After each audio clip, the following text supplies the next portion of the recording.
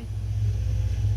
Every morning before dawn, thousands of pounds of fresh seafood are offloaded from boats at the largest auction of its kind in the country. At the Honolulu fish auction, the higher the quality of the catch, the better the price.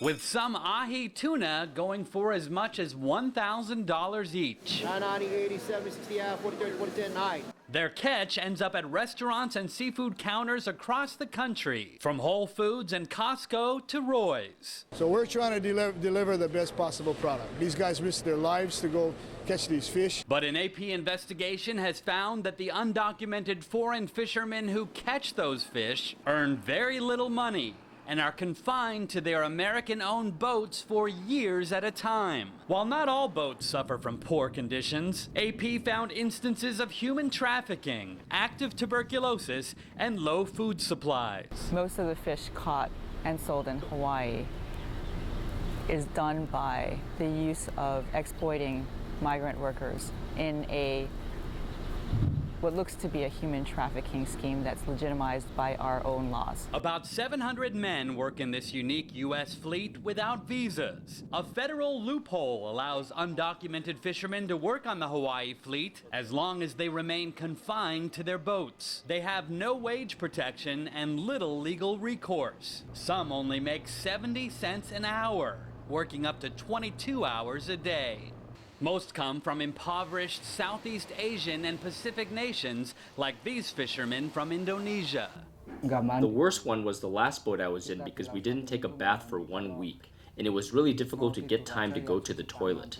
Even when the boats are in port in Hawaii, the men are not permitted to go ashore. Instead, captains are required to keep their passports with approval from federal agents. These Indonesian men escaped when their boat docked in San Francisco and were granted visas designated specifically for victims of human trafficking. Merasa kurang dimanusiakan. So I felt that I was not human. They chose not to show their faces, but through an interpreter, claimed their wages were not only unfair, but that the work was unsafe. I have seen a lot of accidents amongst friends. Yang nggak ada satupun dibawa ke rumah sakit atau ke dokter. And the captain did not bring any of them to the doctor. Kemungkinan saya akan meninggal. Because if I keep on staying in that boat, I think I will die. U.S. Customs and Border Protection does periodically inspect the fishing boats when docked in U.S. ports. Launch the boat.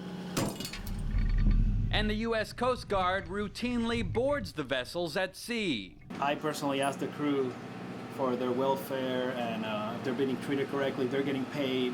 While the agencies can make sure the fishermen are getting paid something, they have no authority over the amount paid.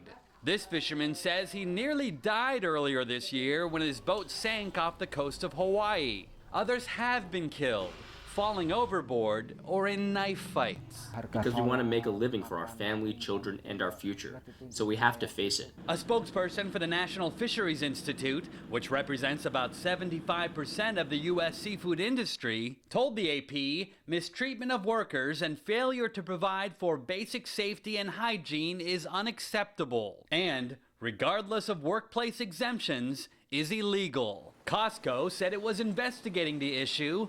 Whole Foods said only 1% of their seafood comes from Hawaii, and that they've been assured boat crews are well paid with bonuses and health insurance. ROY′S didn't respond to a request for comment. Hawaii lawmakers have attempted to pass federal legislation to allow foreign fishing crews to enter the country on temporary visas. But so far, those efforts have been unsuccessful. Haven Daily, Associated Press, Honolulu.